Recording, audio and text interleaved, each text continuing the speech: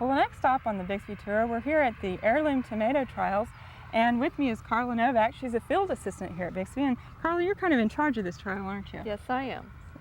Now, have you grown heirloom tomatoes at Bixby before? No, we've never done this. This is a first time for us out here. How many varieties do you have? We have 14 different varieties, and we were looking at different shapes, different colors, different sizes. So, well, this will be really good to kind of see which ones do better in Oklahoma then. Yes, it will.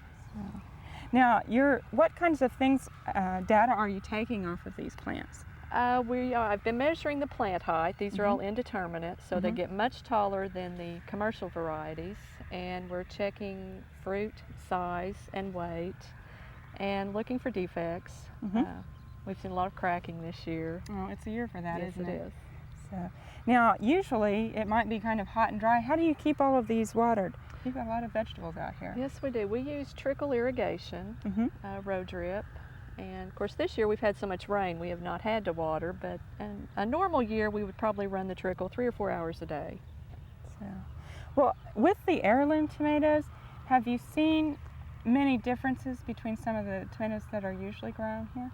The yield is a little inconsistent with the commercial varieties. These plants have no disease resistance, so we really haven't seen much disease on these this year. They're on the same spray program as the commercial varieties, so that has helped. So, and it probably just depends genetically. Some might be naturally more resistant than others. You'll find out, won't you? The potato leaf varieties are supposed to have some disease resistance where these more traditional types don't. Well, they're very nice looking plants out here, Carla. Thank you. Now, you just had field day and everybody was able to come out and look at these, but if somebody wanted to come and look at your heirloom tomatoes, could they do that? Certainly. We are here Monday through Friday, 8 until 5. Great. Well, we'll have to keep checking on the heirloom tomatoes here. Good deal. If you're interested in checking out the heirloom tomatoes, these are the varieties that they are growing at Bixby.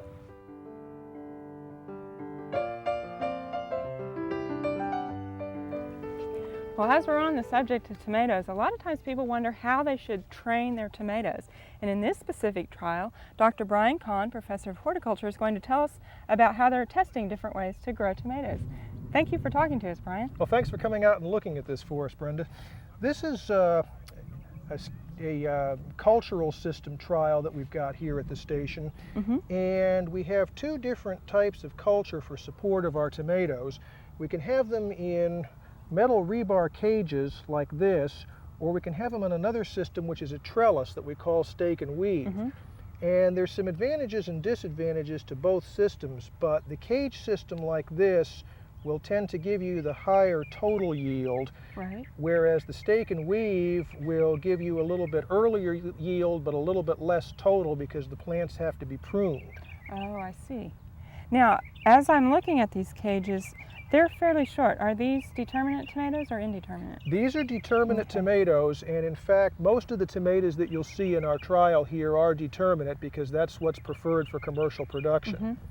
Now, what particular variety are we looking at right here? This one would be a variety called Heat Wave, and it's one of the recommended varieties for Oklahoma. It has the ability to set for longer periods of time during the summer than some other tomatoes. It has some high temperature fruit set ability. Oh, that is good for Oklahoma. It sure is.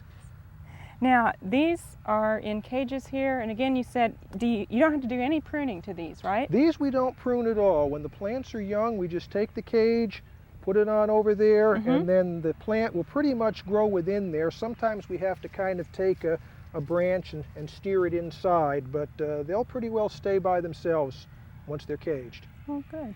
Can we take a look at the other system Sure. that you have? Now, again, this was called what? This is called stake and weave. Okay. Some people call it a trellis system, but if you look at it really closely, you can see why these are the stakes, these are the rebars, and the weave part comes because we'll take this plastic baler twine and we'll weave it in and out amongst the plants here as the plants begin to grow. And you'll notice that there are several strings. This system is actually more labor intensive than the cage system.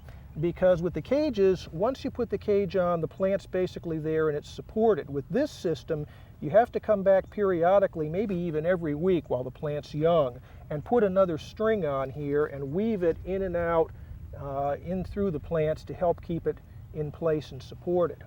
Now, how do you know? It looks like you've kind of got them spaced ever so many inches. You just kind of look and see when your tomato's getting taller and you need to put another one on? Right. There's no magic formula about how far apart the string should be. It's just like exactly like what you said. When the tomato gets a little bit taller and it needs another string, we put another one on. These will probably need even one more as they're getting a little bit higher.